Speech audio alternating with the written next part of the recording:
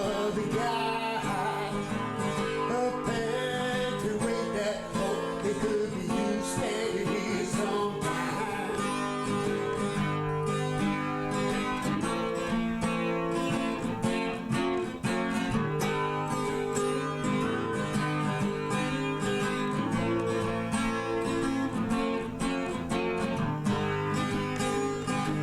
Some little Johnny standing downtown, holding on to his mama's hand.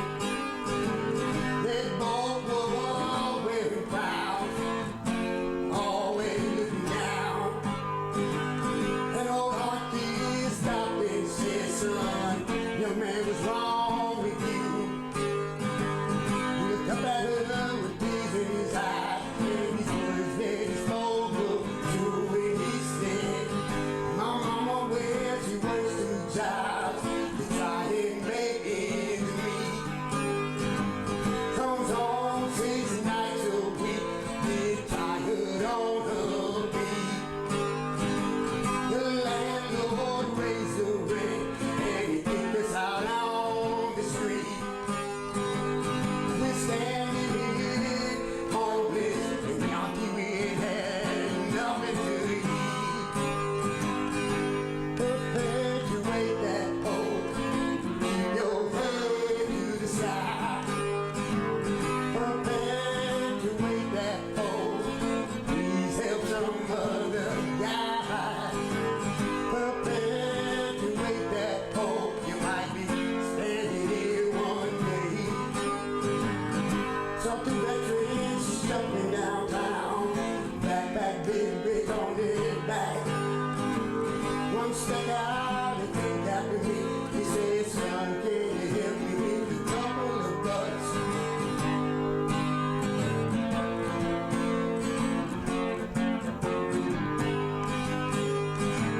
Then he pointed at his palm. He said, son, I lost his arm over you.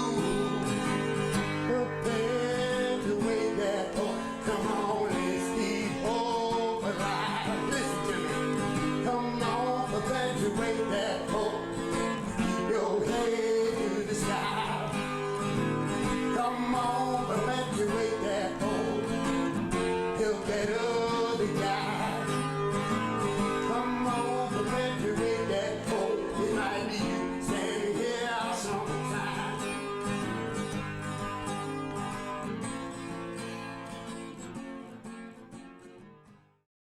Hello, and welcome to Perpetuate the Hope 2021. We are so thankful that you took time out of your day to join us. I'm Danica Leonard. And I'm Claudia Oxley, and we're co-chairs of the Urban Homeworks Board of Directors. We want to start today by thanking Oscar Day for the beautiful music that brought us into the virtual space today. Oscar Day, who is also known as Raxo Yad, is a local singer, songwriter, multi-instrumentalist, and is a member of several local bands. Y'all give Oscar some love today from wherever you're watching. And though we're meeting virtually for another year, we know that physical distance can't keep us apart. We are all here centered around the mission to perpetuate the hope of Jesus Christ through innovative community development. And there are benefits to being virtual too. Like you can conveniently tune in over your lunch break, and we can take each of you through one of our new constructions that we're working on right now. Today, we are coming to you from a new single-family home on Bryan Avenue. During today's program, you'll get to witness art from several local artists. You'll hear from our executive director, Aselisol Young, and you'll learn more about how we all fit into creating dignified homes and healthy communities. And you'll get to see the impact of Urban Homeworks through the eyes of past and present Urban Homeworks residents.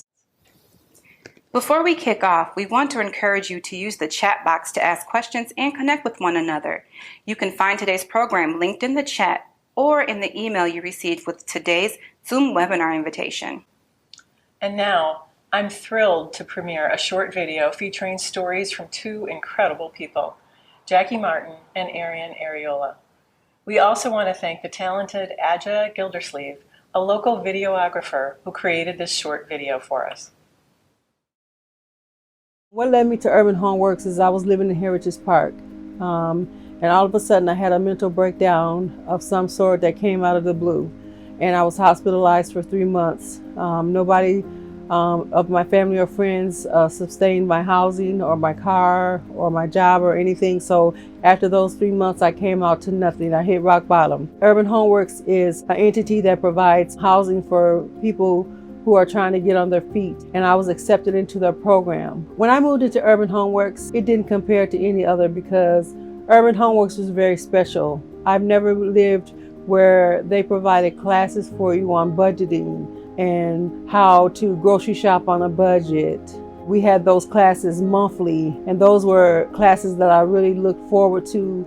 Once you're involved in these programs, you can think better and you feel positive that you're gonna be able to get out of where you are. Me becoming a resident of Urban Homeworks and then becoming an employee of Urban Homeworks proves that it works. When you find a stable home, you can do so many other things. Having stable housing means everything. You really can't move around in life without stable housing. It means everything. It's your pillar, it's your stabilization, it's where you can feel safe, where you can raise your children. For me, it's really a safe place. Becoming a homeowner it's a lot of responsibility, but you're owning your own place, so you feel powerful because you live in your home and you have your own decisions to make. What Urban Homeworks is doing essentially is we're trying to be part of the North Minneapolis by providing housing and homeownership opportunities to the people that live in this community, and at the same time trying to prevent gentrification and preventing outsiders or outside investors to come in and take, what is essentially ours. And we're trying to have this community own their own community. I felt happy coming home. I love it here. Even when my son was playing football and he made it to the pros, I didn't ask for a house. I didn't ask to be moved because I love it here. I'm about to cry. I don't know why I'm about to cry, but I love it here. I love the community here. I've trained with Urban Homeworks. We took classes to become community organizers, and we'll be graduating soon. One, I want to see what Urban Homeworks is doing because they're doing a great job in our community, and I want to be involved. Two, I want to just get out in our community and help make a change. I just consider myself a helper and a worker. And if that's a leader, then okay, I'll take that. My hope for the future and what I see and when all people are thriving is violence cut down, jobs for people, housing, more houses built, more houses bought, more people knowing their neighbors, more people helping their neighbors, more love shown towards each other. That's what I see thriving.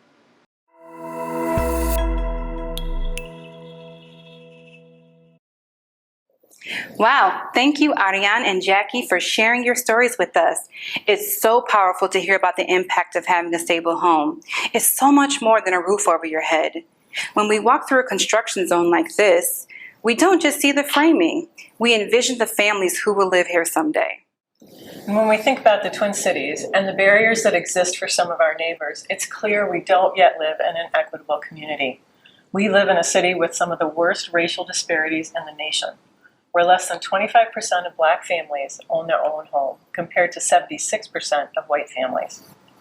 Yes, and as we know, homeownership remains far out of reach for a vast majority of Twin Cities residents, elevating the need for affordable, dignified rental housing.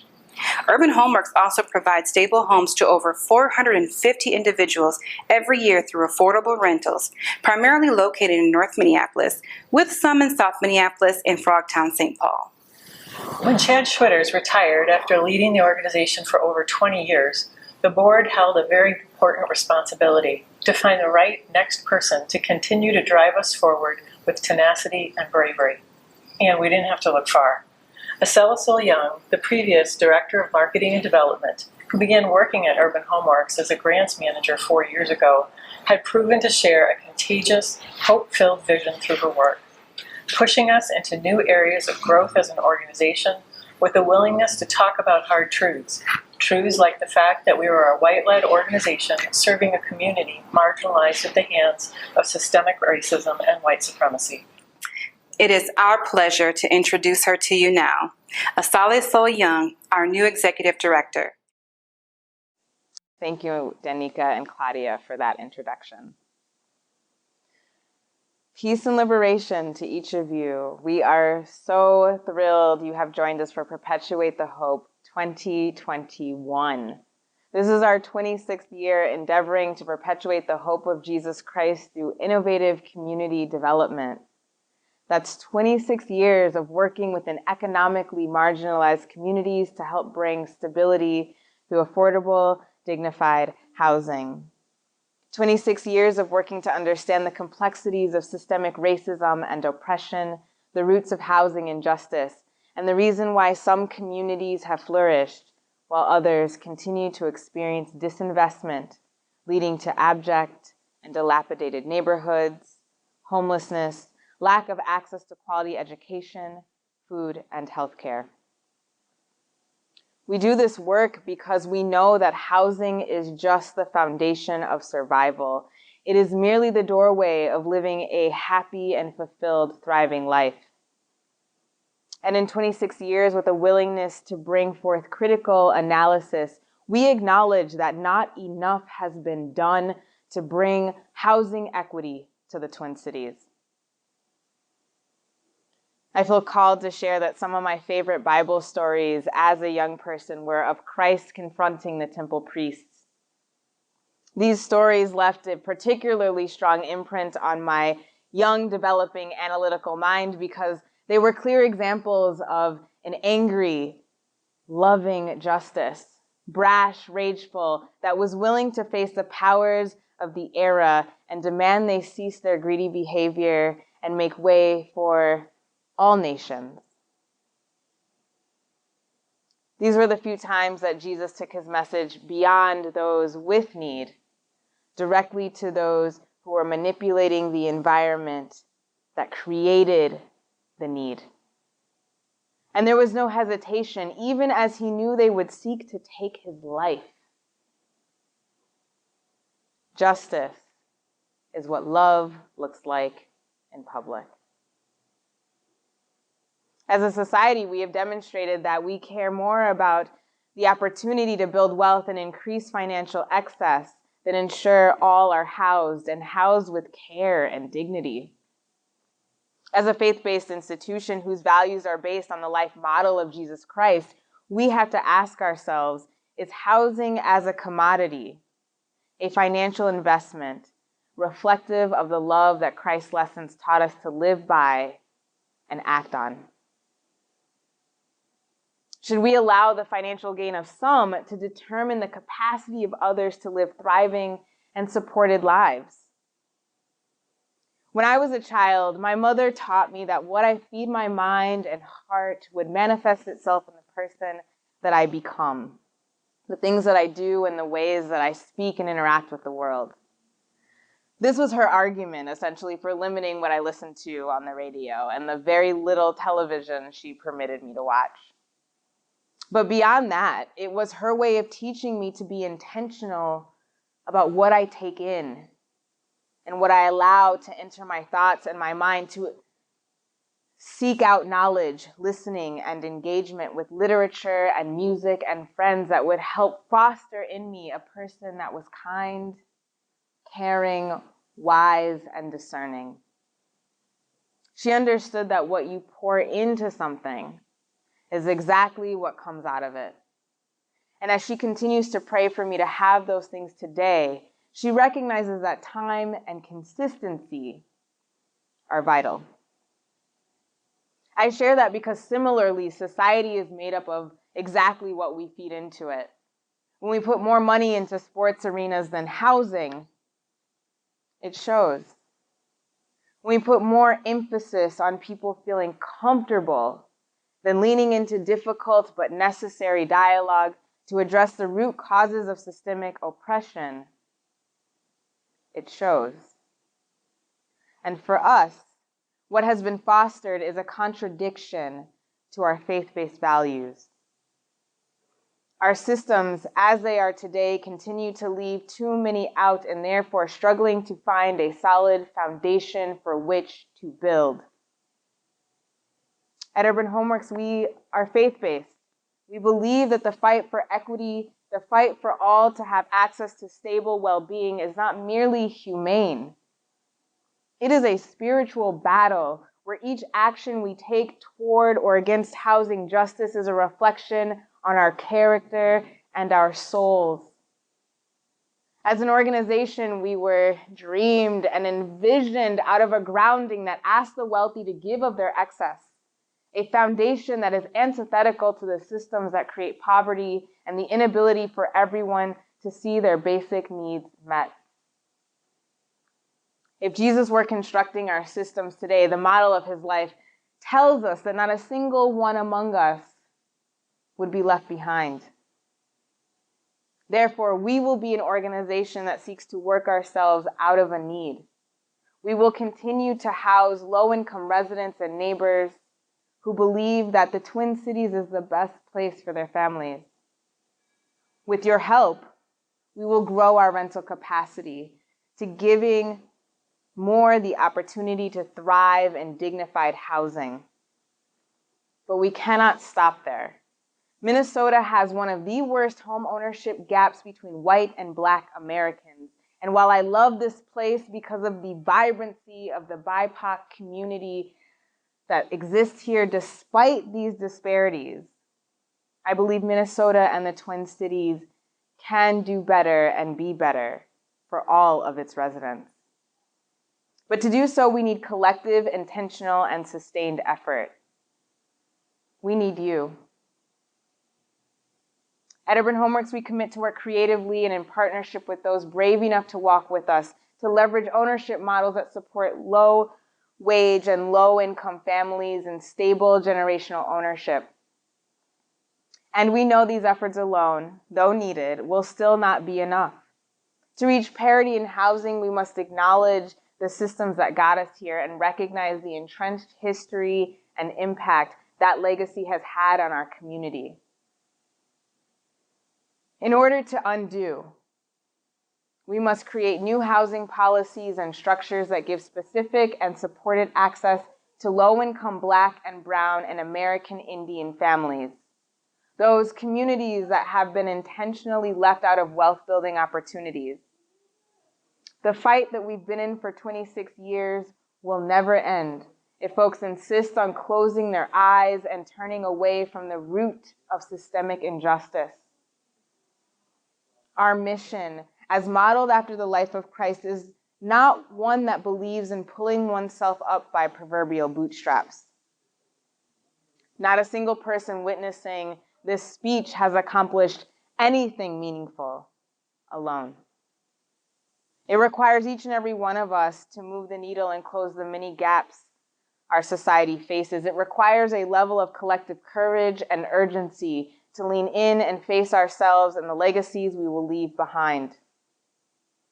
Meaningful change can feel impossible, but only because too often we feel like we are fighting for that change alone. But imagine the impact of us working to house our neighbors and our family and our friends, colleagues, and brethren who we do not yet know together. I call on you to join us. I call on you to fight with us. I call on you to take action toward the change you believe in. I certainly hope that my children or their children are not still fighting to end homelessness in their lifetime. But I live here because I believe in this place. And I, like our many residents and neighbors, refuse to give up on the place that I call home. I'd like you to imagine with me for a moment a Twin Cities where all are thriving. There are no tent cities, no food deserts. Every young person has access to a global education right in their neighborhood that values them. Every head of household and every parent has access to a job that pays more than living wage, and access to convenient transportation that gets them there. Imagine a Twin Cities where no neighborhoods experience gun violence, because all of our communities are bustling with health and wellness resources, fruitful jobs, access to art, activity, and learning that grows and stretches the mind, the heart, and the soul. Imagine a Twin Cities where petty crimes receive fines and no one is afraid that if they are pulled over for a traffic stop, they may lose their life or the life of someone they care for. Imagine neighborhoods where young people play freely and safely and there are no beggars on street corners, not because they have been forcibly removed, but because everyone has enough. Our veterans and our elders, those with different abilities and neurological developments, are treated with dignity and honored for the gifts they can contribute. Imagine. Can you see it?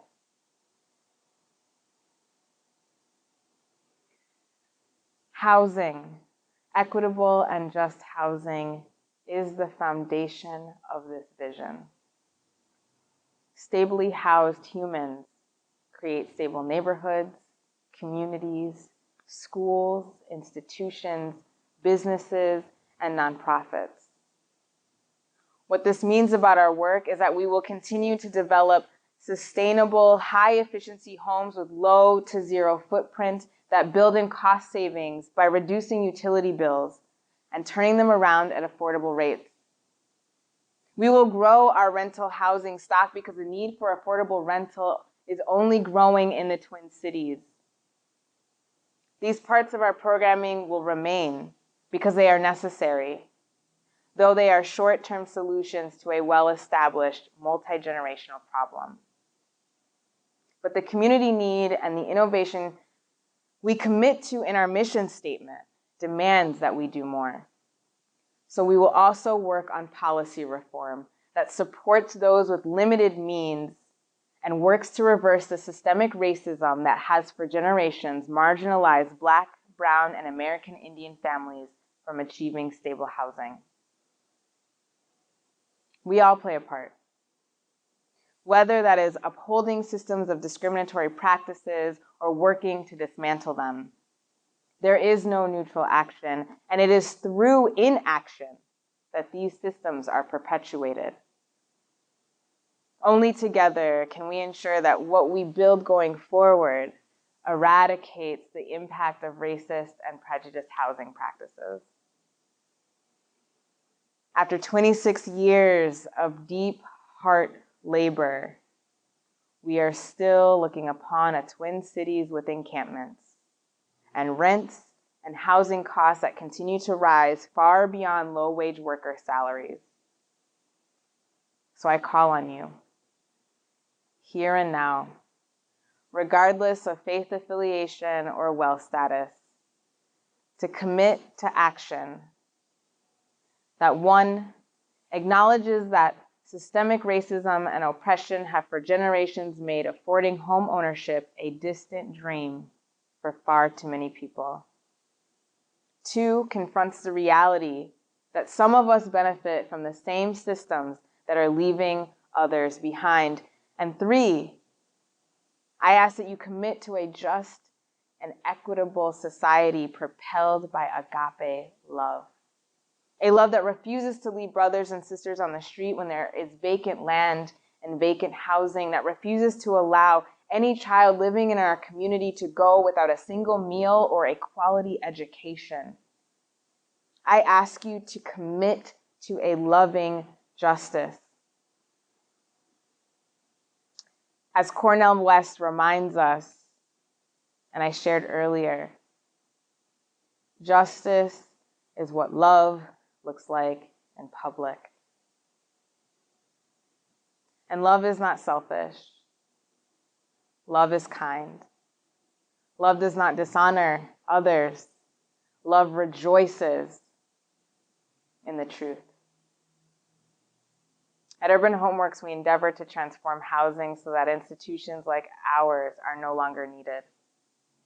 And we are asking you to join us because nothing worthwhile gets accomplished alone. Thank you.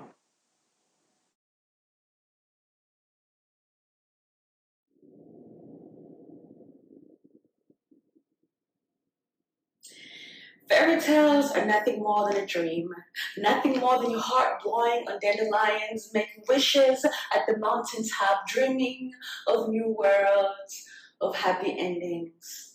The end. As a child, Black girls were nowhere to be found in fairy tales, no Prince Charming to save them. The only place Black girls were ever found was in history books, and the history taught was taught like a fairy tale. Harriet Tubman led the slaves to freedom, the end. Rosa Parks sat in front of the bus, the end. Harriet Tubman and Rosa Parks highlighted in history books as if they were the only fairy godmothers to ever have the magic wand that brought change in. I have always dreamed of bringing change, always told myself, when I grow up, I want to be a change maker because I couldn't be a princess since Black girls didn't have fairy tales, besides the ones found in history books. But I couldn't be Harriet Tubman because slavery is over, and I couldn't be Rosa Parks because I can say anywhere that I want. So I tried to find myself in Black male leaders, and MLK is the person we're all supposed to aspire to be if we wanted to bring change, because America turned his story into a fairy tale. As if he didn't always have a target on him because of his dream, as if the FBI didn't track his every move because of his dream, as if he was never arrested because of his dream. All of this left out to create the perfect fairy tale. And I knew that if I dared pick up the broken pieces of his dream, and there would be a target on my dream, and there would be Prince Charming to save me, because no one saves the Black girl. The Black girl saves herself. The Black girl always saves herself and her children and her children's children. The end. Fairy tales are nothing more than a dream, nothing more than your heart blowing on dandelions, making wishes at the mountaintop, dreaming of new worlds, of happy endings. So dream on. Keep picking up broken dreams of those who came before us, those who stared fear in the eyes, picked up the magical wand and said, I have been to the mountaintop and I have seen the promised land. I will not get there with you, but we as a people will get to the promised land. I am not fearing any man. And reclaiming the dream is being unafraid to dream. It's blowing on dandelions, make wishes at the mountaintop, dreaming of new worlds, of happy endings. No, I'm not a child anymore, so I understand that happy endings are only a distraction to keep us thinking there's nothing to fight for. Yes, we've come a long way, but we still have such a long way to go, because we still have two Americas. The America with opportunities and the other America with poverty. No, I'm not a child anymore, so I understand that the slaves Harriet Tubman freed did not live happily ever after. Maybe they were happier, but that's not the end of the story. It's only the beginning of the struggle for freedom, the beginning of more riots, the language of the unheard, the freed slaves. And we still need more Rosa Parks, more Claudette Colvins to sit in spaces, force the world to listen. Don't get up until the fight is over. They'll have to drag you off that seat if they want you to get up, because the fight is not over until America listens. Actually, actually listens, not turning stories of those who fought for freedom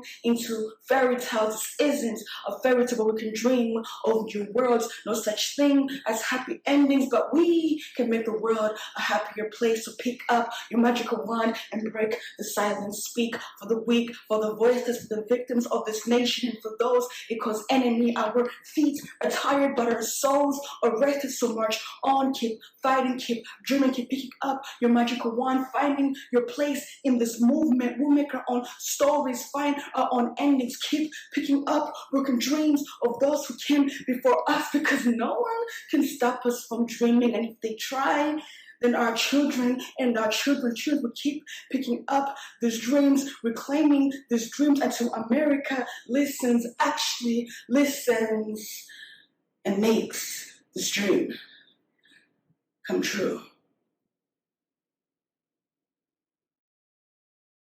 Wow, everyone, I don't know about you, but I have goosebumps.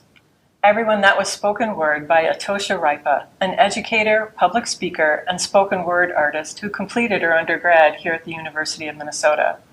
I really appreciated that reminder from both Acela Sol and Atosha to keep picking up broken dreams, keep vividly imagining the future that we want for our children and generations to come. It's easy to forget our future vision when considering our present circumstances, but we have to be creative and paint that picture before we are able to align and order our next steps. There's a beautiful direction that Urban Homeworks is headed, and there are significant things we're doing right now to get there. We're excited to close today by inviting Urban Homeworks' new development director, Paul Liam, to share some tangible ways we see ourselves fitting into building that kind of future, and he's just upstairs. Thank you so much, Claudia and Danica. And thank you for your leadership in this work alongside us and for driving this organization forward in a year of such transition. As Danica and Claudia said, when we envision a future where all are thriving, we are able to see what steps we can take and start taking them now. And as Acela Sol made clear, the equitable vision that we are talking about is rooted in housing. And we definitely want to talk to you now about how you can help make that vision possible. A gift of $25,000 from individuals like you made this very house possible. And if you can give a gift like that, of course, we encourage you to give it. But more than anything, we hope that you give a gift that is most important to you. A gift that you're going to remember, a gift that is in line with how important home is for you. Please give that amount, knowing that every dollar advances this mission and invests in the foundation of equitable housing. We know that it is a community coming together and has been coming together over the years that makes it possible for us to have built 113 homes just like this over the last 26 years. And the gifts that you're making right now are what can help us create more homes for more families going forward. If you click on the link that we are putting into the chat right now, you will see two options: to give today or to make a pledged gift. Feel free to do one or the other or both. To give today, select the amount that you would like to give. You can also set up that amount as a monthly gift, adding you to our growing list of stability makers. And I highly encourage you to give in this way as a meaningful and really cost-effective way to support the work that you've heard about all afternoon today. Another helpful way to give is through that pledged gift option. Making a pledged gift over multiple years lets Urban Homeworks plan for the future, knowing that we have your support not only this year, but in years to come as we combat problems and forces that require a sustained commitment. Whether you select Give Today or Make a Pledged Gift, you'll see the next option asking about planned giving. As an organization that deeply cares and deeply understands the role that generations have in supporting next generations, we hope that you'll consider this incredibly meaningful opportunity to use your estate plans and your assets to invest in Urban Homeworks and in our goal of setting more families on that same path of generational stability. After the planned giving boxes, please enter your name and your address, including your email address, so that we can occasionally share what your gifts are accomplishing through this incredible mission that we all care about. Click if you'd like to give by credit card or debit card. If you're able, we hope that you'll give through your debit card, through a checking account or saving account, which saves us processing fees and makes sure that every dollar of your gift goes toward advancing this mission. And again, more than anything, we hope that you will choose to give your most generous gift to invest in this work and in perpetuating the hope of Jesus Christ through the innovative community development work that Urban Homeworks has been putting forward for the last 26 years. So again, I hope that you've had a wonderful day. I hope that you've enjoyed walking through this home with Claudia and Danica. I hope that you have a wonderful rest of your day, and hope that you enjoy this parting song from Oscar as you finish making your gifts and as you transition into the rest of your afternoon. Thank you for being here today, and thank you for investing in this community. Have a wonderful day.